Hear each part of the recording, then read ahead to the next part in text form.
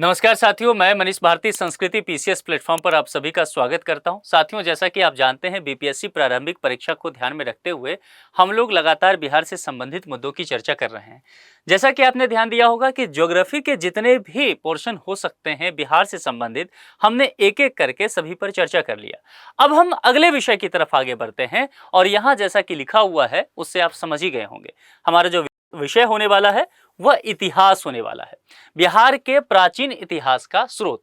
तो पहले लेक्चर में हम ये देखने वाले हैं कि समझिए बिहार के जो प्राचीन इतिहास हैं इसको हम समझते कहाँ से, वो रिसोर्सेज क्या है, सोर्स कहाँ से आ रहा है, जिसके माध्यम से हम जो है एंशिएंट हिस्ट्री जो कि बिहार से संबंधित है उसको समझ पा रहे हैं, उसके बारे में हमारे पास जानकारी है। तो ये चीजें को लेकर के बात हम लोग करने वाले हैं। अब जब यहाँ पर चलेंगे ना तो दो भागों में सबसे पहले हमने इसको बांट दिया है समझने के लिए चीजों को, कि बिहार से संबंधित प्राचीन इतिहास अगर जानना है तो दो रिसोर्सेज आपके पास हो सकता है। एक क्या है कि पूरा तात्विक साक्ष्य हो सकता है और दूसरा लिटरेचर निश्चित तौर पर होगा। बहुत सारे ऐसे साहित्यिक स्रोत हैं जिसमें बिहार और उससे संबंधित चीजों की जानकारी मिलता है, उससे पता चलता है कि प्राचीन इतिहास में बिहार की क्या स्थिति है, और ऐसे पुरातात्विक साक्ष्य भी देखने को मिलता है। तो एक एक करके दोनों को देख लेते हैं और ये आपके लिए इंपॉर्टेंट होगा क्योंकि एंशिएंट हिस्ट्री से जो प्रश्न पूछा जाता है यहां से भर भर के प्रश्न रहा है। आपने पीवाईक्यू देखा होगा, ऐसा कोई साल नहीं देखने को मिला होगा जहां पर प्रश्न ना आया हो यहां से, इसलिए बहुत ध्यान से यहां पर समझना है। पहला क्या है, पूरा पाषाण काल। अब देखिए पूरा पाषाण काल जो पुरातात्विक साक्ष्य, सबसे पहले यह चीज आ सकता है कि पुरातात्विक साक्ष्य के अंतर्गत क्या क्या है, तो आपको कई विकल्प दे देगा। पूरा पाषाण काल हो गया, मध्य पाषाण काल हो गया, नव पाषाण काल हो गया, ताम पाषाण काल हो गया। तो ये सब आपको पता होना चाहिए और इसमें आपको देखने को मिलेगा कि भाई ये किस स्तर पर मिला है, क्या क्या अवशेष इसके अंतर्गत है, क्या खासियत है, ये सब रहेगा तभी तो आप जवाब दे पाएंगे। तो एक एक करके चलते हैं। सबसे पहले पूरा पाषाण काल को देखते हैं। अब देखिए इस काल का अवशेष क्या है। अवशेष की अगर चर्चा करेंगे ना तो देखेंगे कि पत्थर की कुल्हाड़ियों के फाल आपको देखने को मिलेगा। खुरपी जानते हैं, खुरपी एक तरह का ऐसे समझ सकते हैं कि एग्रीकल्चर वगैरह के प्रोडक्ट में और अगर थोड़े सब्जी वगैरह उगाते हैं उसके लिए होता है, एक छोटा सा कह सकते हैं कि हथियार होता है एग्रीकल्चर के लिए, उसको यहाँ पकड़ते हैं और मिट्टी वगैरह हटाते हैं। तो वो खुरपी उस समय का। और चाकू भी देखने को मिला है, ये ध्यान दीजिएगा, ये पूछ लिया जाएगा ऐसे ही कि पत्थर की कुल्हाड़ियों के फाल, खुरपी और चाकू क्या है, पूरा पाषाण काल की बात किया गया है। ठीक है, इसके अलावा ये औजार कहाँ कहाँ, मुंगेर, मुंगेर में भीम बांध, गया, नालंदा आदि में उत्खनन के दौरान प्राप्त हुए हैं। तो ये अगर एरिया अगर आप देखेंगे, बिहार के मैप को ध्यान पे लाएंगे तो बिहार का जो आपको दक्षिणी हिस्सा दिखेगा उस एरिया पर आपको ये समझ में आएगा। अगर बिहार के मैप को थोड़ा सा समझा जाए, अगर आप ये देखें और इस हिसाब से थोड़ा सा तैयार करें मैप को, तो ये वाला जो निचला वाला हिस्सा होगा, ये वाला हिस्सा, इसमें आपको थोड़ा सा सही कर लीजिए। तो ये एक रफ मैप है, मतलब समझाने के लिए मैं कह रहा हूं, इस वाले हिस्सा से ये देखने को मिला है।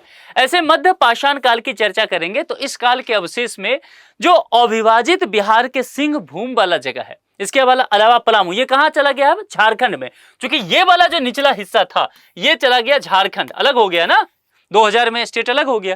तो जो अविभाजित बिहार का हिस्सा देखेंगे, चाहे वो सिंहभूम आ जाता है, चाहे वो पलामू आ गया, रांची आ गया, धनबाद भी है, इसी में आपको संथाल परगना भी देखने को मिलेगा जहां संथाल ट्राइबल्स हैं। तो कुल मिलाकर के ये सारा एरिया जो है 2000 ईस्वी के बाद आपको झारखंड में देखने को मिलेगा, लेकिन मध्य पाषाण काल के अवशेष आपको इसी जगह पर देखने को मिलेगा। और यहाँ क्या औजार प्राप्त हुआ, तो छोटे आकार के तेज धार और नोक पत्थर के समान यहाँ पर मिला। नव पाषाण काल पर जब आएंगे तो इसके अवशेष मुख्यतः आप कहां से देखेगा, उत्तर बिहार से। उत्तर बिहार बोले तो यहां से गंगा नदी को गुजारिए, यहां बक्सर के चौसा से गंगा नदी निकली और कटिहार भागलपुर के पास निकल गया।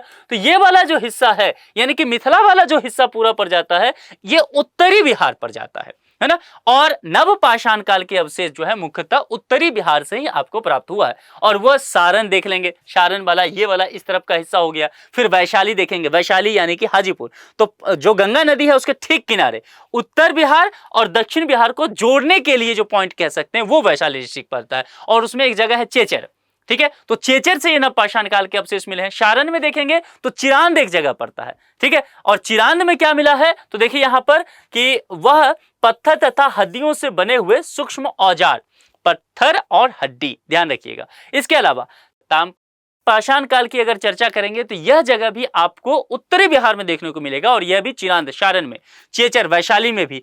इसके अलावा दक्षिणी बिहार की चर्चा करेंगे अगर झारखंड से टच करता हुआ तो आपको गया के पास आना पड़ेगा और गया में एक जगह है ताराडीह। इसके अलावा सासाराम के पास चलना पड़ेगा, सासाराम में एक जगह है सेनुआर। इसके अलावा फिर गया में एक जगह है सोनपुर और पटना में एक जगह है मनेरा, पक्का जानते होंगे इस जगह को। तो यहाँ पर ताम्र पाषाण काल के जो है अवशेष चीजें देखने को मिला है।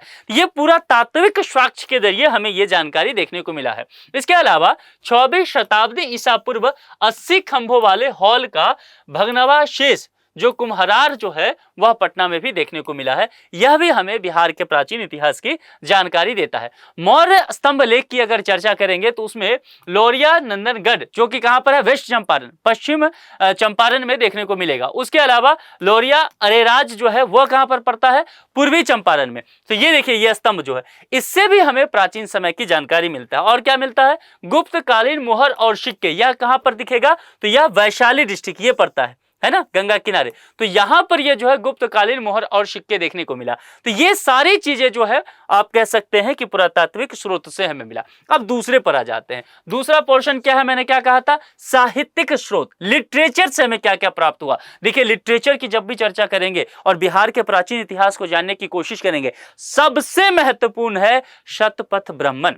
और शतपथ ब्राह्मण वो लिटरेचर है, वह पुस्तक है जहां पर आर्य सभ्यता के विषय में हमें जानकारी मिलता है। और यह कहता है कि आर्य सभ्यता जो है क्या है, गंगा के दोनों ओर फैला हुआ है। ठीक से समझ लीजिए, यहां पर ये जो गंगा नदी यहां से निकल के जा रही है तो यहां पर तो कहा गया कि यह गंगा नदी के दोनों ओर आर्य सभ्यता फैला हुआ है। ये चीजें यहां पर कहां पर कहा गया, शतपथ ब्राह्मण में। तो ये चीजें थोड़ा सा आपको ध्यान रखूंगा। दूसरा, हम वेद की तरफ चलेंगे। वेद में जब चलेंगे तो हम यहां पर अथर्ववेद की भी चर्चा करेंगे। और वेद में देखिए, चूंकि हमारे पास 4 वेद हैं हिंदू धर्म के आधार पे, चाहे वो ऋग्वेद हो जाए, यजुर्वेद हो जाए, अथर्ववेद हो जाए, सामवेद हो जाए, ये 4 वेद हैं।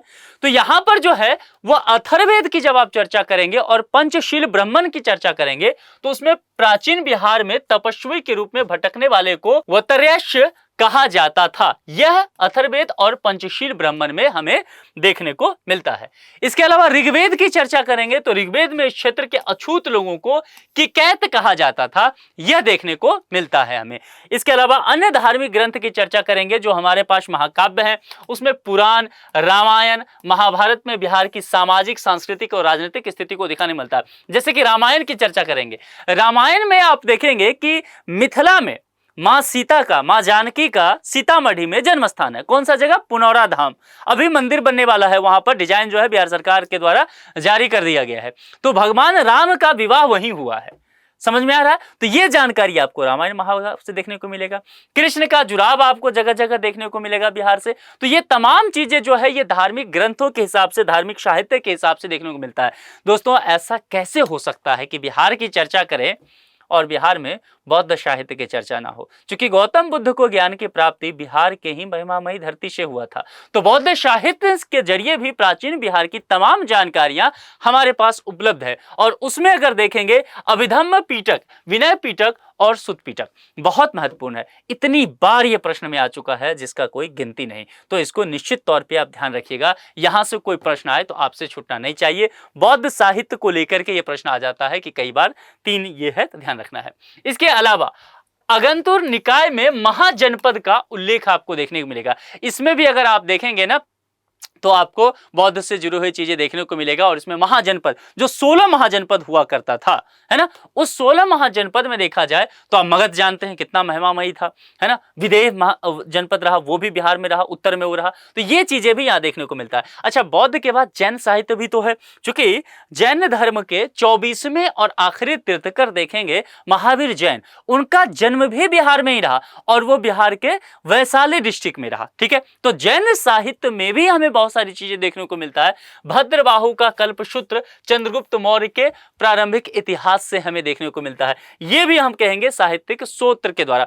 इसके अलावा बिहार एक ऐसा जगह रहा जहां पर सबसे पहला कह सकते हैं कि यूनिवर्सिटी रहा, एक ऐसा जगह जहां बौद्ध जैन का जगह रहा। तो बहुत सारे तीर्थ यात्री यहां पर भ्रमण के लिए आए। अब उसी में मगध महाजनपद, मगध साम्राज्य सबसे मजबूत साम्राज्य माना जाता था। तमाम 16 महाजनपद में सबसे अच्छी स्थिति, समृद्ध स्थिति जो था वो मगध का था, वो बिहार का था। तो बहुत सारे यात्री बाहर से आए। उसी में एक चीनी बौद्ध यात्री रहा, उसका नाम था फायान, और वह भारत की यात्रा पे आया। तो फायान की भारत यात्रा में भी मगध का वर्णन दिखता है, यानी कि बिहार के प्राचीन इतिहास को हम लोग वहां पर ढूंढ सकते हैं। हेनसांग का नाम कौन नहीं जानता होगा। जब भी बिहार का चर्चा आएगा निश्चित तौर पर हेनसांग की भारत यात्रा को लेकर के चर्चा किया जाएगा। और खास के नालंदा के मठ की अगर बात किया जाए तो उसमें राजा हर्ष के दरबार को लेकर के चर्चा किया जाएगा। राजा हर्ष के दरबार में 637 ईस्वी नालंदा के मठों का वर्णन बहुत विस्तार से, बहुत सुदृढ़ ढंग से कहीं अगर आपको देखने को मिलेगा तो हेनसांग की भारत यात्रा वाले चीजों में। इसके अलावा इत्सिंग की भारत यात्रा, ये जो था चीनी यात्री इत्सिंग ने नालंदा और उसके आसपास के क्षेत्र का इसमें वर्णन किया है कि किस तरह से नालंदा कैसे समृद्ध हुआ करता था उन दिनों में, और प्राचीन बिहार को किस तरह से बताता है। तो कई बार देखेंगे तो साहित्यिक दृष्टिकोण से देखेंगे तो एक जो पौराणिक साहित्य है वो तो है ही, लेकिन बहुत सारे जो यात्री हैं उनका जो यात्रा वृत्तांत है, उन्होंने जो साहित्य लिखा है उसमें भी बिहार के प्राचीन इतिहास को आप ढूंढ सकते हैं। तो ये तमाम जानकारी जो बताया है ना, ये पहला लेक्चर ही जो इतिहास का है, इससे कई प्रश्न बने हैं कई बार। तो ये बहुत महत्वपूर्ण इस बार के लिहाज से भी हो सकता है, आप अच्छे से इसको तैयार कर लीजिए। बाकी आज फिर से एक बार सूचना दे दूं कि आप लोगों के लिए एक और प्रोग्राम शुरू किया गया है जो डिस्ट्रिक्ट वाइज होगा, यानी कि बिहार के 38 डिस्ट्रिक्ट को लेकर के हम चर्चा करेंगे। प्रारंभिक परीक्षा को ध्यान में रख करके किया गया है, और उसमें से हमने देखा पीवाईक्यू में कि 15 से 20 क्वेश्चन तक डिस्ट्रिक्ट से पूछा जाता है विभिन्न डिस्ट्रिक्ट को लेकर के। तो 38 के 38 डिस्ट्रिक्ट हम लोग पढ़ लेंगे, अब समय है तो हो जाएगा। तो वो लेक्चर भी अच्छे से देखिए, वो प्रोग्राम आज से शुरू हो जाएगा। और दूसरी बात क्या है, करंट अफेयर्स हम जल्दी ही लाने वाले हैं। जो आप लोग कह रहे थे कि सर करंट अफेयर्स ला लो, जल्दी करेंगे, और जब तक आपका प्रारंभिक परीक्षा नहीं हो जाता है तब तक करंट अफेयर जो है वो चलते रहेगा। तो साथियों आज के लिए इतना ही। अपना बेहद ख्याल रखिए। बहुत बहुत शुक्रिया। Thank you so much.